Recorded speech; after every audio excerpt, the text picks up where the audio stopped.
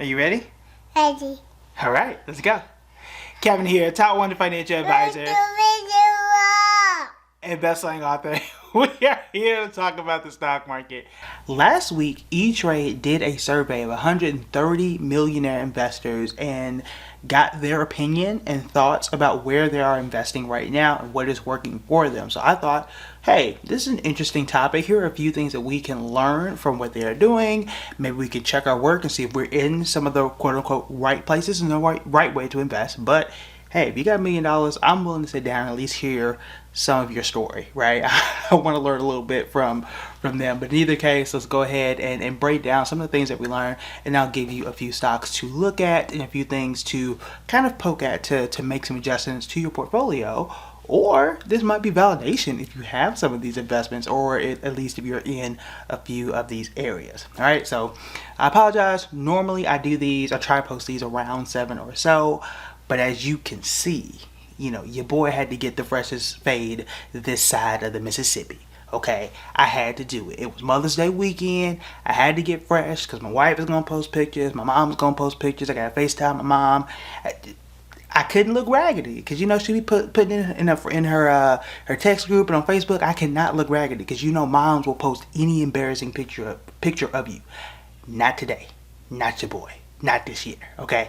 All right, let's go ahead and get started. So as I mentioned, this survey was done by E-Trade, and they were surveying those who had $1 million and up, and basically gave them a questionnaire. Hey, what do you like? What are you investing in? How are things working out for you? And then this summary of this survey was published on CNBC last week, and there were probably about 5 areas. That was like 3 to 4 areas that that these millionaire investors are looking into. Many of them we have talked about and we've been talking about for quite some time, which is really, really validating. I always do my research, but it's kind of cool. So, hey, look, I've been saying this for months, and then survey comes out from millionaire clients that says, hey, look, we are also doing the same thing, which isn't necessarily shocking because remember my background as a financial advisor is I manage over $140 million. So I did see these people every day, and then we would share learnings and notes and things like that. So it isn't all that surprising, but it is cool to see since I'm not in that space every day anymore. Let's go ahead and start. So there are 3 primary areas that millionaire investors are looking into right now where they're seeing gains, if you will. One is energy. Now, we have talked a little bit about energy. I have not gone into the details, and the reason why I personally have not gone into the details is because I was kind of skittish about the Russia and Ukraine conflict. Yes, during times of inflation, energy stocks do tend to do well, and that had been the case before the conflict. So to be fair, I could have picked it up and talked a lot more. I could have talked more about it in November and December when things start to pick up in terms of energy. However, in light of the conflict, I just didn't feel all that great talking about it. However, if you're fine with that, or you just like energy anyway, you definitely want to look at Chevron. That's one of Warren Buffett's biggest holdings. Chevron year to date is up 45%. Then you can also look at ExxonMobil, and then you have Oxy Petroleum, OXY. There's also the environmental concern there too. But again, your goals and your preferences are your goals and your preferences. But energy, I think by a mile, is probably the best sector so far this year. And much of that is a part of inflation. Much of that is a part of the Russian-Ukraine conflict because the supply and demand for oil has really been thrown off. But it can also be a volatile space too. But again, 45% gains for something like Chevron in a year like this, I mean, it's hard to ignore. I am currently ignoring it. However, it is hard for some to ignore. So do keep an eye out for that if you want to invest in energy. Outside of that, you have 2 other spaces. Real estate, which we primarily classify as real estate investment trusts. These are collections of investments packaged together, collection of real estate investments packaged together. So there are apartment REITs out there, there are healthcare REITs out there that own the land and or the hospitals and package that together. One of the most popular ones here is Welltower. WELL is the stock symbol there, and that one is up. I'm checking here on my computer.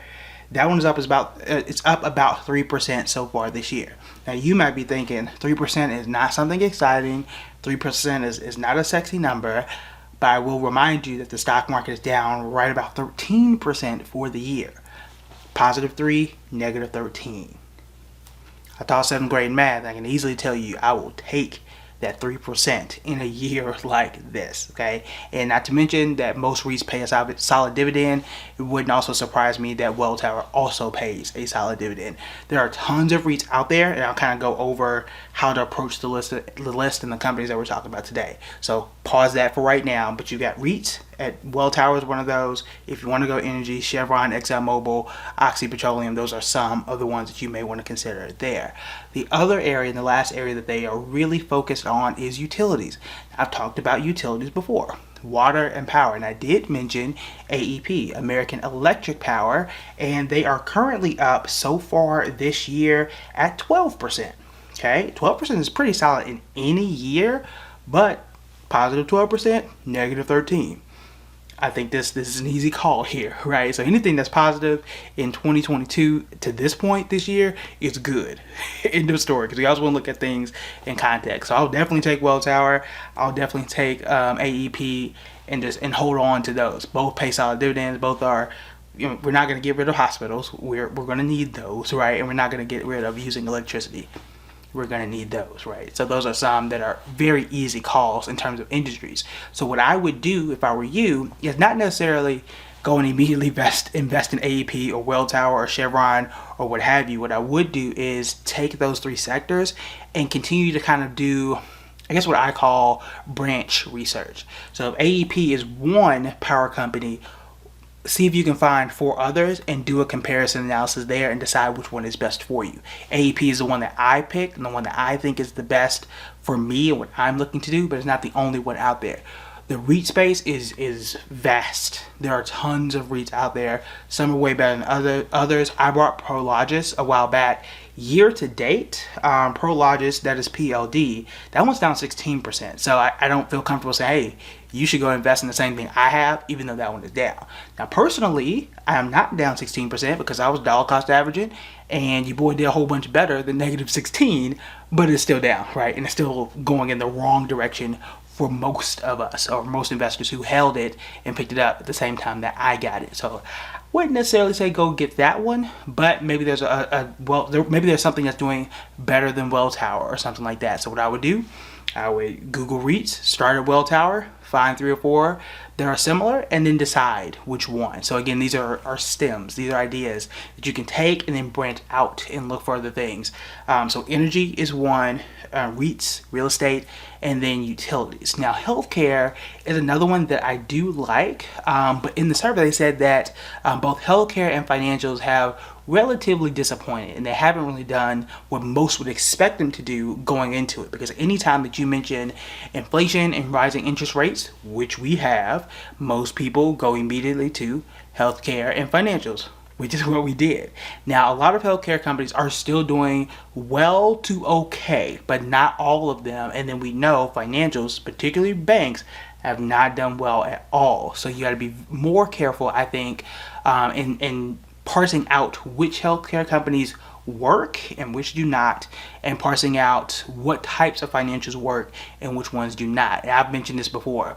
Banks are no. I thought banks were going to be it. On paper, it should have been. It's not. Time to adjust, okay? But insurance companies are doing well in that space. So financials as a whole, no.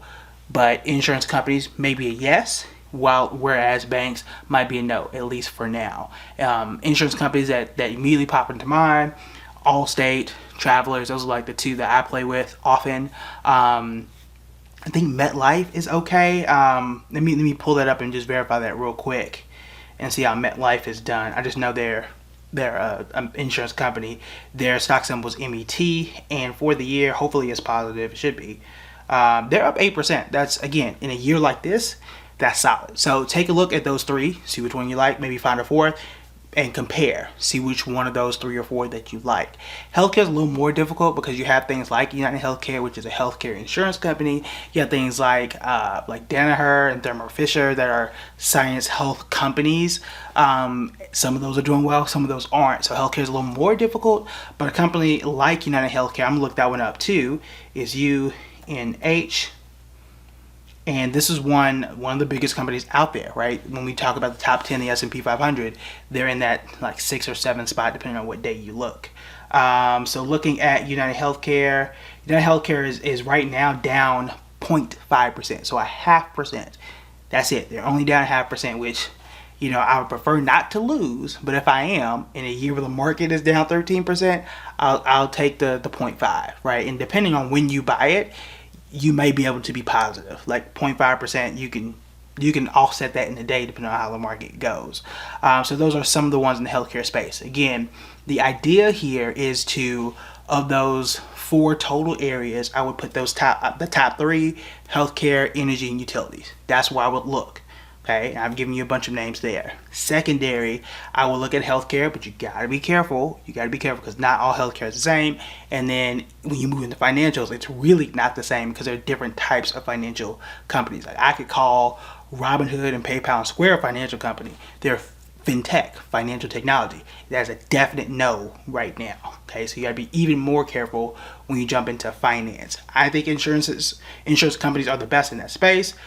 But again, you got to be more careful there and be very, very picky in the financial space. It is easier to kind of throw a dart. In my view, you can throw a dart at a lot of these utility companies and be fine. You can throw a dart for a lot of these oil companies and be fine.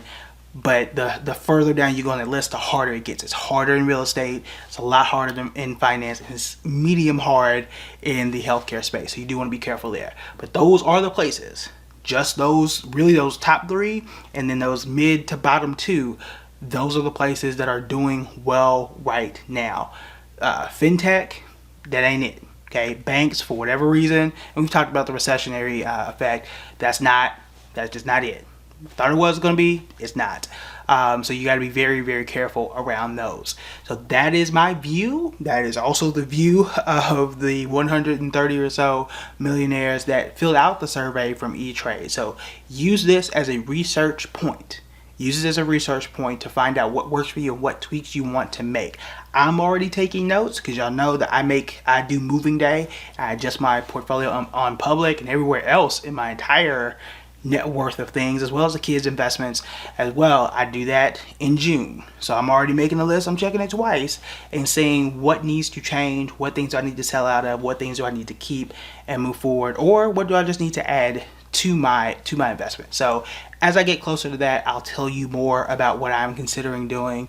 We do a video every year around that time where I will show you this is what I picked and this is why. So we'll check in at that point in time. So let me know what you think about the video. If you want me to cover any specific companies in any of these spaces, feel free to drop that in the comments below. All right, that's it for me. I'll talk to you later. Bye.